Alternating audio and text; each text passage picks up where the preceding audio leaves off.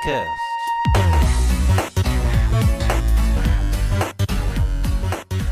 Bom dia, boa tarde, boa noite. Este é o Runcast, podcast feito para quem pratica atividade física e principalmente ama a corrida. Eu sou o Renato, do Team Renato Padovan. E aí, esse recorde vem ou não vem? E aí galera, hoje eu resolvi falar de uma coisa que vai acontecer já já ou não. A quebra do recorde da maratona e, na verdade, a tentativa de correr 42,195 metros em menos de 2 horas. Eu recebi alguns vídeos e posts do Instagram falando sobre isso e alguns alunos conversando sobre esse recorde. Nada mais normal. Mas teve um post que eu recebi mais de uma vez e ele foi postado pela Raquel Castanharo, fisioterapeuta, sobre o tênis com a placa de carbono que a Nike quer promover com essa tentativa de quebra de recorde. Supostamente, esse tênis dá uma vantagem ao atleta de 4% ou 5% no seu acerto. E se você for pensar, isso daí é muita coisa, mas a gente vai deixar isso para outro dia. Esse tênis ele tem uma placa de carbono na entressola que devolveria parte da energia que você gasta na pisada para o atleta de volta. É inovador, né? Não, na verdade, isso é o que o seu pé faz. Seus músculos, os seus tendões, eles fazem isso para você. Eles usam o potencial elástico para devolver parte da energia da pisada e te empurrar para o novo passo. Não é inovador, mas é polêmico. Por que é polêmico? No site da própria Nike, não diz que essa placa funciona assim. Diz que a placa de fibra de carbono atua como se estivesse impulsionando você, entre aspas. Então, por que a gente fala que ele empurra o atleta? Se você ver alguns vídeos de propaganda da Nike, ela não fala essas coisas, ela não fala do produto dela. Às vezes ela nem mostra o tênis direito. Os vídeos da Nike eles são bons para te deixar com vontade de treinar, porque mostra os seus atletas preferidos treinando. Eu, por exemplo, eu uso alguns desses vídeos para me deixar mais motivado para treinar, aquele dia que eu não estou muito afim. Se você quiser, manda uma mensagem aí que eu deixo os vídeos que eu uso aqui na descrição, nos comentários. Bom, então, por que falar que um tênis te dá vantagem sobre os outros não é bom? Na verdade né? Mas não é bom para a marca, para o marketing, mas talvez não para a competição. Se eu falar aqui que eu tenho uma pulseira que eu uso e que ela vai te dar mais equilíbrio na corrida porque ela iguala os movimentos do meu braço e neutraliza a força que eu gasto, sobrando mais energia para a corrida. Será que é uma jogada de marketing para vender minha pulseira? Se eu falar que a pulseira atua como se equilibrasse os movimentos do seu braço, isso é uma jogada de marketing. A Nike ela não se dá o trabalho de falar isso diretamente. Os que promovem o seu tênis, que falam, atletas, os youtubers, as pessoas que compram. Talvez seja placebo? Talvez sim, talvez não. Será que se eu colocar uma mola nos meus pés, eu vou correr melhor? Será que se tiver, sei lá, ao extremo da tecnologia, eu não tiver as pernas, e sim eu colocar molas no lugar das pernas, eu vou correr melhor e mais que um corredor com as pernas normais? É extrema essa visão? Será que é? Em 2012, um para-atleta chamado Oscar Pistorius, tem até um documentário na Netflix, se você procurar aí, ele é da África do Sul. Em 2012 ele correu na Olimpíada junto com corredores não deficientes, em uma prova oficial com igualdade de condições. Ele foi para as semifinais dos 400 metros. No mesmo evento, ele foi para as finais no revezamento 4x400. Muito se foi falado que ele usava molas nos lugares das pernas, que ele tinha uma vantagem. Desde quando eu fiz faculdade, sempre foi falado disso e por muito tempo não foi permitido para ele competir junto com os outros atletas. Uma placa de carbono podia devolver a força para a passada aumentando a performance? Já ouviu falar disso, né? Em algum lugar aqui. Então, por muito tempo, não deixaram ele correr junto com os não deficientes, apesar dele ganhar tudo nas Paralimpíadas e ele ter um índice de classificação para as Olimpíadas. E aí, como é que fica agora? Não deixaram ele competir porque ele usava uma placa de carbono que aumentava a sua performance. Outra coisa aqui para a gente entender um pouquinho melhor, para te deixar pensando e com algumas dúvidas, né? Porque é sempre bom.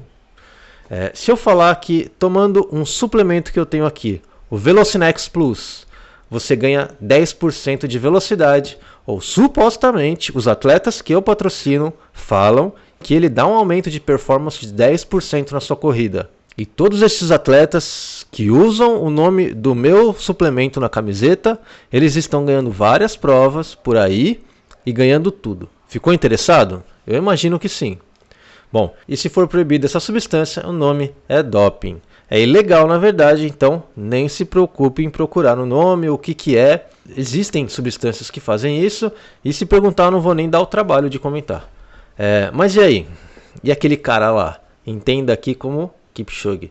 Esse cara, ele ganha tudo. A maratona de Nova York também foi ganha com o Vaporfly, Chicago, Boston e mais um monte de provas com vários outros atletas sempre usando esse tênis. Porque se talvez, o tênis não funciona como a gente imagina. É exatamente aí que o marketing está funcionando. Se você tem uma empresa gigante que pode patrocinar os melhores atletas e ao invés de mostrar que eles são os melhores, você coloca na propaganda a frase: só pode ser o tênis. Isso está escrito aqui, tá? No site de venda do tênis da Nike.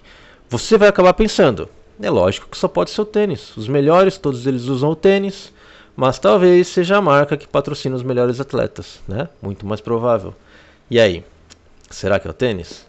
Homem de pouca fé, alguns vão dizer aí. Renato não acredita no potencial do super tênis, no super tênis do Hoka Carbon X, do Carbono Plus, One Direction X Fast. Pode dar o nome que você quiser, a gente precisa fazer teste para ver se o tênis aumenta ou não a performance, né? A gente vai conversar aqui sobre um outro esporte de resistência e que a tecnologia é mais presente ainda: o ciclismo e o triatlon. Será que tem doping tecnológico no ciclismo e como é que ele funciona? Existem formas de você melhorar a sua performance permitida nesse esporte. Vamos comparar aqui com a corrida, para você entender melhor. Já que a gente está falando de corrida, existe uma coisa chamada Bike Fit, e para quem não sabe, é deixar o tamanho do selim, descobrir o tamanho do quadro, deixar a distância do guidão, para que você fique mais confortável e tenha mais performance. Sim, isso existe, e acredito que na corrida o que a gente tem mais parecido seja a análise biomecânica e os ajustes que a gente pode fazer. Dá mais performance para os corredores e o Bike Fit para os ciclistas. Não é doping tecnológico, apesar de usar a tecnologia. No ciclismo a gente também pode melhorar a aerodinâmica da bicicleta e do atleta em cima da bicicleta através de túnel de vento, materiais mais leves e mais um monte de coisa. Se você procurar, você vai achar. Será que isso é permitido? Sim, ele é permitido, mas também já foram achadas bicicletas com motores dentro que diminuíam o esforço do atleta e aumentavam a performance, também familiar. Será que só pode ser a bicicleta? Será que é só o tênis? Na verdade, eu não quero discutir isso, eu não quero dar uma resposta para você, se é permitido, se não é, se é doping ou não. Eu deixo aí para você conversar com seus amigos de corrida. Isso vai de cada um, se comparar com o outro aqui, e vai da força das marcas, da vontade das uniões e associações de fiscalizar o esporte. Então a gente está falando aqui porque muito provavelmente esse recorde ele vai ser quebrado. Não tenha dúvidas que vão vender tênis e mais tênis com placa de carbono, prometendo milagres, as edições especiais custando 2, 3, 4 mil o par. Esse recorde ele vai ser quebrado e se não for agora, vai ser muito em breve. A cada ano que passa, mais recordes são quebrados e em cada Olimpíada, mais e mais recordes de todas as modalidades ficam para trás. Voltando um pouquinho no tempo aqui, mais precisamente na década de 60, acreditava-se que uma mulher não poderia correr 42 km na maratona porque ela era muito frágil. E se fizesse esse tipo de esforço, seu útero pararia de funcionar, cairia para fora do seu corpo ao terminar a prova.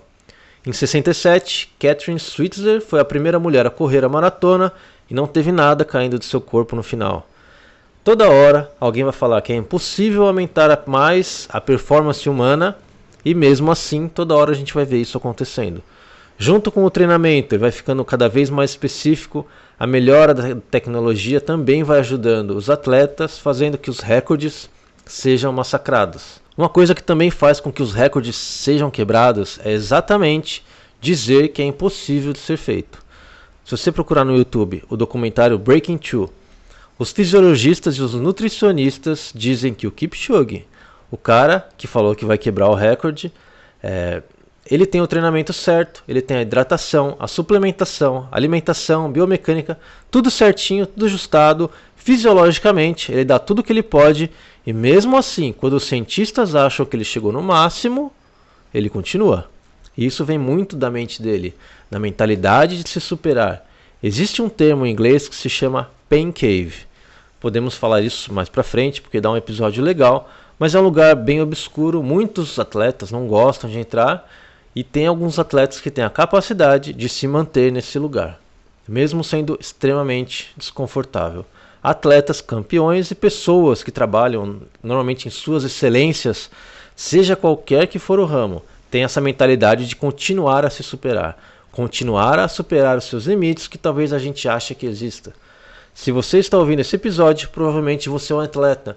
E desde o atleta que caminha no clube da Professarinha Vera do interior de São Paulo até o atleta que está tentando quebrar todos os recordes, tem uma coisa em comum. Atletas querem se superar. Essa é a motivação principal. Mais alto, mais longe e mais forte. Já ouviu isso? Esse é o lema das Olimpíadas. Quando alguém conseguir esse feito de quebrar a maratona em menos de 2 horas, torcendo aqui, tá, para o Kipchoge conseguir, outras pessoas vão querer superar. E partindo de que uma pessoa conseguiu isso, outras virão, pode ter certeza, e muito provavelmente não vai demorar.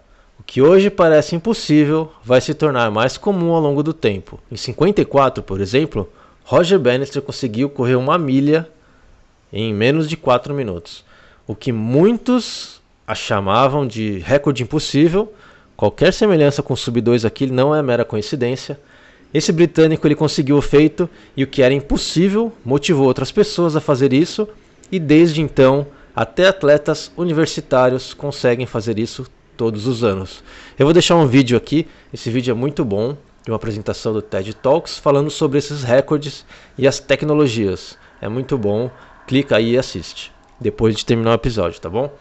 E tudo isso mostra só que quebrar o recorde das 2 horas na maratona, seja quem fizer, vai abrir a porta para os recordes cada vez mais baixos.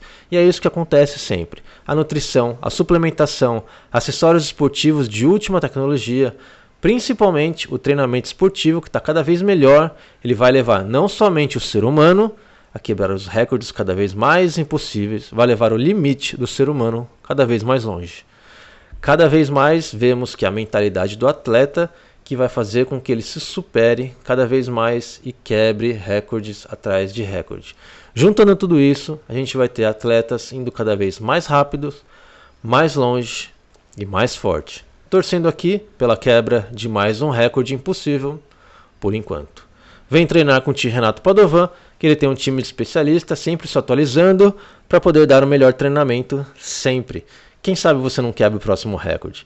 Deixa aí nos comentários o recorde que você quer quebrar, e para entrar no time, manda um e-mail para contato@renatopadovan.com.br, manda uma mensagem pelo nosso site ou pelo WhatsApp pelo 11 99360 7498 e até a próxima.